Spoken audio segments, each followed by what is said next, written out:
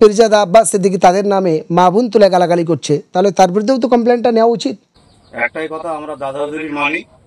দাদা হুজুরির দোয়া আমাদের মাথার উপরে আছে, ওনার পায়ের দিল আমাদের মাথায় আছে, আর পূর্বায় যা হুজুর আছে তাদের দোয়া আমাদের মাথায় আছে, অসুবিধা নেই।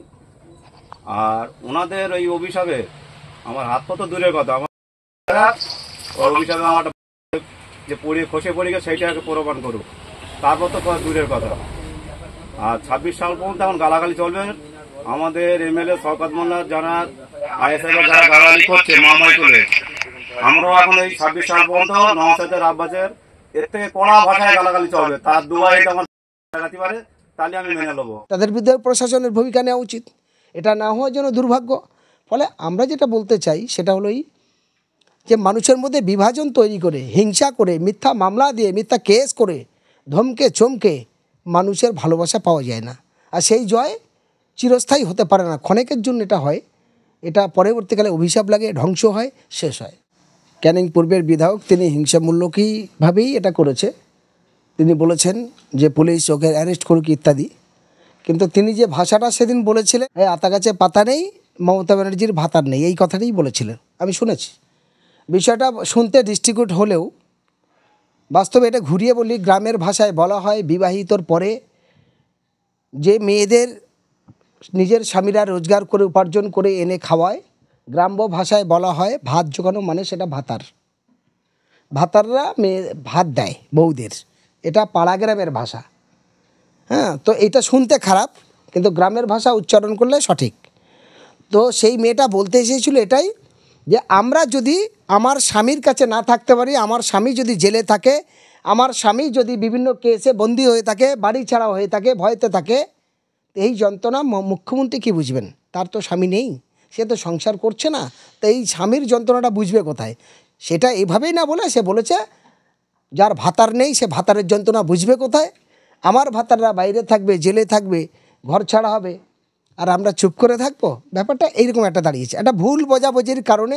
ভুল কিছু না, সবই ঠিক, ভাজা মাছ উল্টে খেয়েই এর নামে গ্রেপ্তার। যদি এটা সঠিক হয়, তাহলে যারা আরেকজন বিধায়ক জনপ্রতিনিধি এবং পীরজাদা আব্বাস সিদ্দিকী তাদের নামে মা বোন তুলে গালাগালি করছে, তাহলে তার বিরুদ্ধেও তো কমপ্লেনটা নেওয়া উচিত।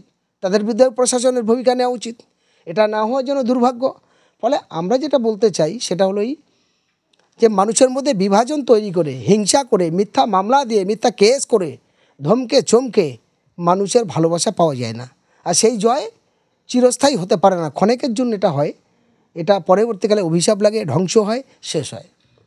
সোশ্যাল মিডিয়ায় রীতিমতো একটা ভিডিও ভাইরাল হচ্ছিল যে যিনি আব্বাস এবং নওশাদের মাকে অকথ্য ভাষায় গালাগালি করেছিল, তানার হাত পা প্যারালাইসিস হয়ে গেছে, এমন একটা বার্তা আমরা সোশ্যাল মিডিয়ায় দেখছিলাম।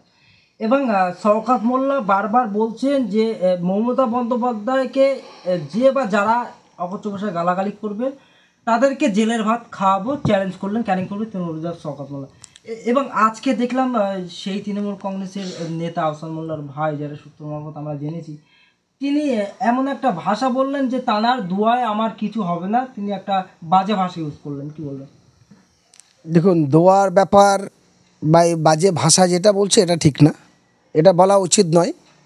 কারণ দেখুন, গালাগালি করে কেউ কারোর বংশ ধরে মা বোন তুলে বাজে ল্যাঙ্গুয়েজ ব্যবহার করা মানে সারা রাজ্যের মানুষ সেটা দেখছে, সেই ভাষাতে তার বাচ্চারাও দেখছে।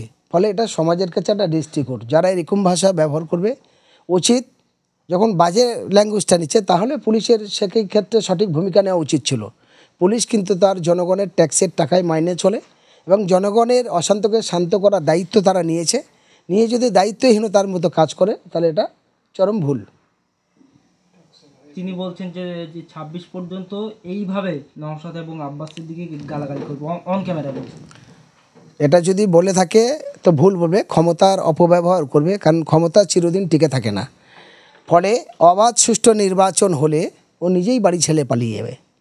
এখন বর্তমান গোটা বাংলার যে অবস্থান আছে তাতে অবাধ সুষ্ঠু নির্বাচন হলেই যেমন বিজেপি এখান থেকে শূন্য হবে, তেমন তৃণমূলও বাংলা থেকে নির্মূল হবে।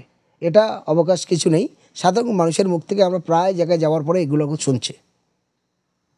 গতকালকে দেখলাম যে শওকত মোল্লার কনভয় গাড়ি যে রয়েছে দুর্ঘটনার কবলে পড়েছিল, কি বলবো? সেই ব্যাপারটা পুরোটাই আমার জানা নেই, কিভাবে হয়েছে বা কী হয়েছে, যেটা হয়েছে সেটা দুঃখজনক।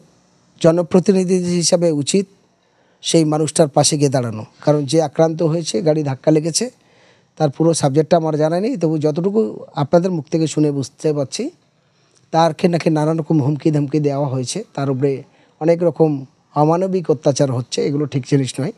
জনপ্রতিনিধির কাজ হলো মানুষকে সেবা করা, কারণ যেহেতু একটা বিধানসভার বিধায়ক যদি হয়, তাহলে বেশ কয়েক লক্ষ মানুষের অভিভাবক হিসেবে সে কাজ করার দায়িত্ব তার নেয়। সেই কারণে সে শপথ নেয় যে আমি ভগবান আল্লাহ ঈশ্বরের নামে শপথ নিয়ে বলছি, আমি 5 বছর জনপ্রতিনিধি হিসেবে জনসেবার কাজে নিয়োগ করব। কিন্তু তারপরে যখন না করে, তাহলে সেই ব্যর্থটা তার।